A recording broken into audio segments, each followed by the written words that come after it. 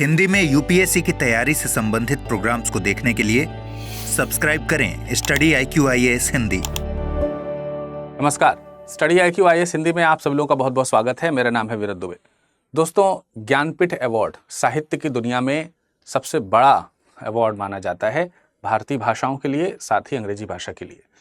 तो एक खबर है इसी बात को लेकर के कि हिंदी राइटर हैं विनोद कुमार शुक्ला जी, जो कि सेलेक्ट हुए हैं 59वें ज्ञानपीठ अवार्ड के लिए और काफी उम्र दराज हैं। आप इनकी तस्वीर यहां पर देख सकते हैं, लेकिन उम्र मायने नहीं रखती, काम मायने रखता है। कुछ इसी तरीके की जो सोच है उस सोच को ये प्रदर्शित भी करते हैं और उसमें बिलीव भी करते हैं। ऐसे उनके कुछ कथन हैं जिसमें उन्होंने इस बात का वर्णन भी किया है।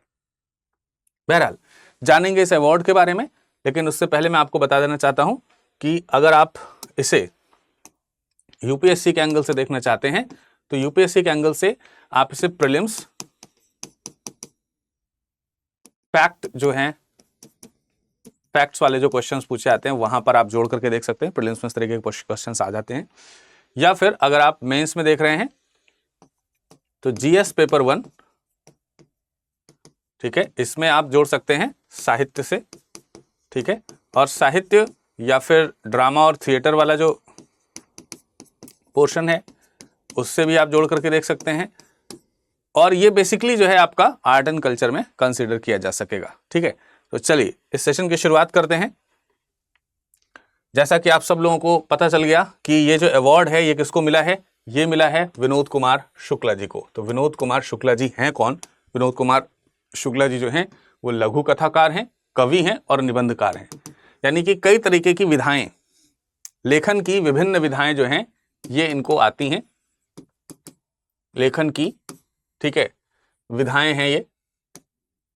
और इन विधाओं के बारे में अगर देखा जाए तो इनको अच्छी जानकारी है और स्वाभाविक सी बात है कि उन्होंने इसके ऊपर बहुत सारी चीजें लिखी हैं, बहुत सारे लेख लिखे हैं। तो इनके कई सारी कविताएं भी हैं, सारी चीजें हैं। इनका चयन किया गया है ज्ञानपीठ चयन समिति के द्वारा, जिसकी अध्यक्षता प्रतिभा रे के द्वारा की गई है। तो इनकी अध्यक्षता है प्रतिभा रे, और प्रतिभा रे की अध्यक्षता में इनका नाम को फाइनल किया गया है। हालांकि चयन समिति में और भी कई सारे लोग शामिल थे, तो तमाम सारे लोगों का यहां पर उनके नाम के साथ संतुष्टि आपको देखने को मिलती है। अगर हम कुछ प्रसिद्ध रचनाओं के बारे में डिस्कशन करें जो विनोद जी की रचनाएं हैं, और मैं आपको ये भी बता दूं कि ये छत्तीसगढ़ से बिलोंग करते हैं, ठीक है, छत्तीसगढ़ से बिलोंग करते हैं। और छत्तीसगढ़ से इस प्रकार का अवार्ड पाने वाले ये पहले व्यक्ति हैं, पहले लेखक हैं जिनको ये अवार्ड मिल रहा है, जो कि हिंदी के प्रसिद्ध राइटर हैं, छत्तीसगढ़ से बिलोंग करते हैं, ठीक है।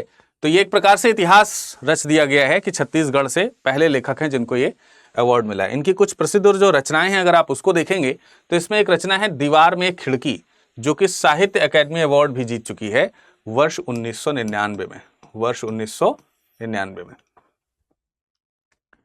इसके अलावा नौकर की कमीज, ये एक बहुत ही प्रसिद्ध इनकी रचना है जो कि उपन्यास के फॉर्म में है और इसके ऊपर फिल्म भी जो है वो बनाई गई है।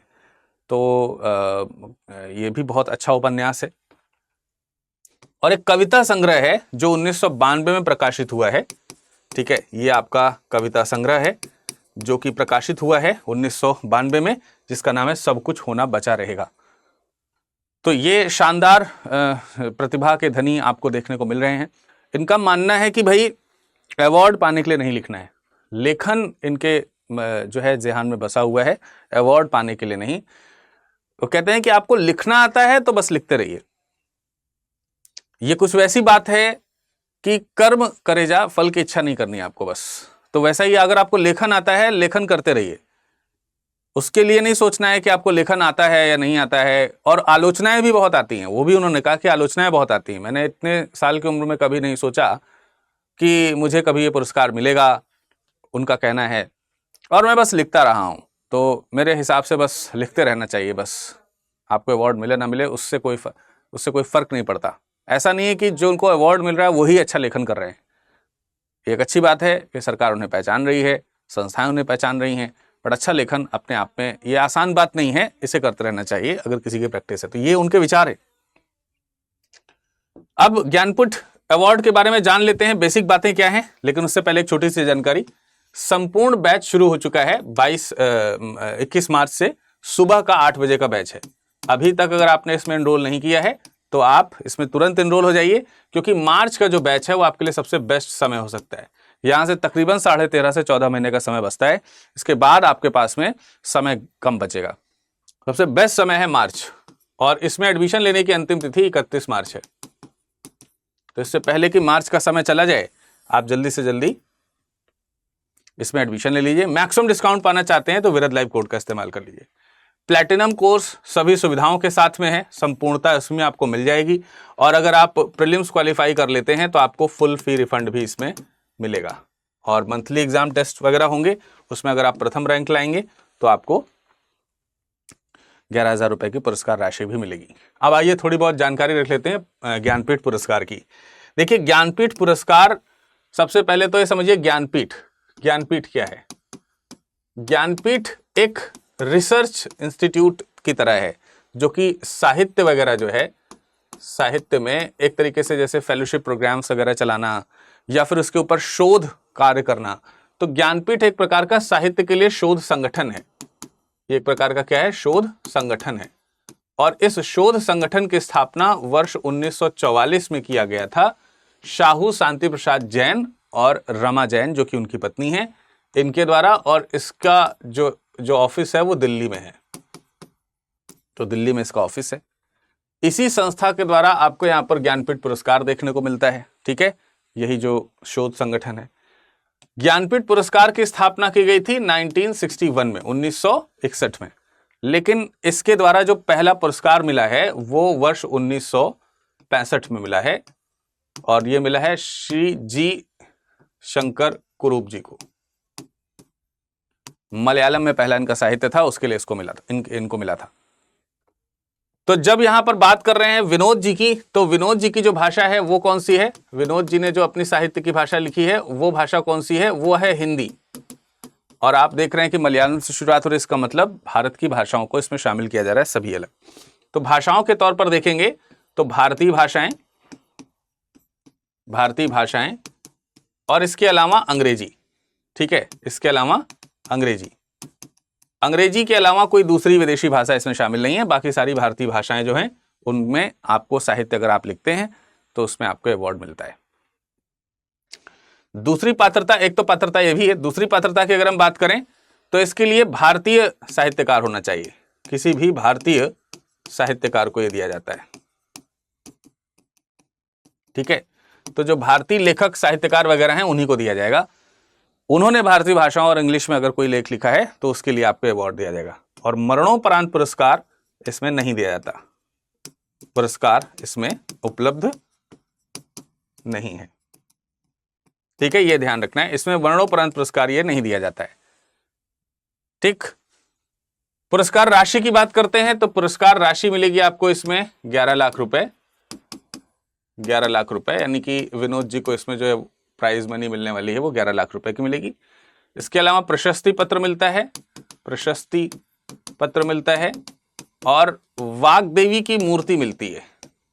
वाग्देवी या फिर वाग्देवी ऐसे भी लिखा जाता है, इनकी एक मूर्ति मिलती है जो कि आप यहां पर देख रहे हैं। सरस्वती जी की प्रतिमा है, बेसिकली ये सरस्वती जी की प्रतिमा है। तो किसी भी भारतीय भाषा के लिए आपको ये पुरस्कार मिलते हैं, उर्दू वगैरह के लिए मिलते हैं। ठीक है, पिछली बार जो अवार्ड मिला था वो उर्दू भाषा के कवि को, साहित्यकार को मिला है, और रामभद्राचार्य जी को भी मिला था। ठीक है, तो ये 59वें ज्ञानपीठ पुरस्कार हैं जो आपके लिए इंपॉर्टेंट हो सकते हैं। तो जो एक समग्र जानकारी आपके लिए यूपीएससी के पॉइंट ऑफ व्यू से होनी चाहिए थी वो मैंने आपको यहाँ पर उपलब्ध कराई है। आशा करते हैं आपको ये पॉइंट सारे समझ में आए होंगे। ठीक है, आप हमें कमेंट सेक्शन में जरा कमेंट करके बताइए कि ज्ञानपीठ पुरस्कार, अभी मैंने थोड़ी देर पहले आपको बताया, सभी लोग बताइए ज्ञानपीठ पुरस्कार की स्थापना कब हुई और इसका प्रथम पुरस्कार किसको मिला। और अगर आप थोड़ा सा रिसर्च कर सकते हैं तो रिसर्च करके भी एक क्वेश्चन बताइएगा, हिंदी का पहला ज्ञानपीठ पुरस्कार कब और किसे मिला, कब और किसे। ठीक है, ये पॉइंट भी आप हमें रिसर्च करके बता सकते हैं। उत्तर जानना है तो हमारे टेलीग्राम से जुड़ जाइए। इस प्रश्न का उत्तर मैं टेलीग्राम में दे दूंगा।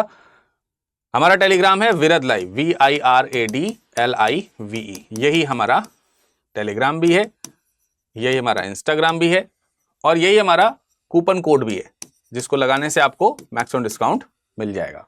तो आपको ये जस्ट एक नाम याद रखना है, विरद लाइव। आपका समय शुभ हो। धन्यवाद।